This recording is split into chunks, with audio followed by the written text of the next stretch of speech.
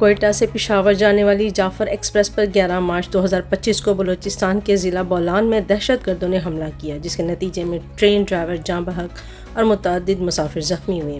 حملے کے بعد دہشت گردوں نے تقریباً 500 مسافروں کو یرغمال بنا لیا۔ سیکیورٹی فورسز نے فوری طور پر کلیئرنس آپریشن شروع کیا، جس کے دوران اب تک 155 مسافروں کو بازیاب کرایا جا چکا ہے، جن میں 58 مرد، 31 خواتین اور 15 بچے شامل ہیں۔ سیکیورٹیز رائے کے مطابق آپریشن کے دوران 27 دہشت گرد ہلاک ہوئے ہیں، تاہم مزید 214 مسافر اب بھی دہشت گردوں کی تحویل میں ہیں۔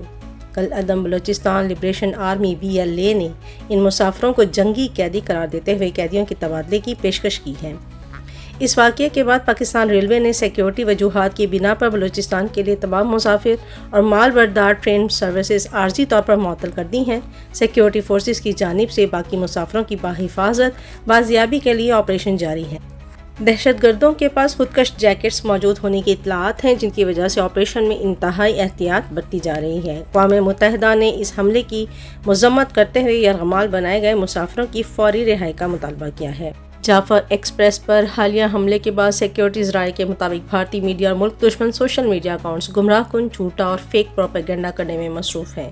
یہ اکاؤنٹس پرانی ویڈیوز، مصنوعی ذہانت سے تیار کردہ مواد اور جھوٹی معلومات پھیلا کر عوام میں ہیجان پیدا کرنے کی کوشش کر رہے ہیں۔ بھارتی میڈیا پاکستان سے باہر بیٹھے بلوچ رہنماؤں کے تجزیے دکھا کر لوگوں کو گمراہ کرنے میں مصروف ہیں۔ عوام سے گزارش ہے کہ وہ سوشل میڈیا پر پھیلائی جانے والی گمراہ کن اور من گھڑت پروپیگنڈا کی بجائے مستند ذرائع سے معلومات حاصل کریں۔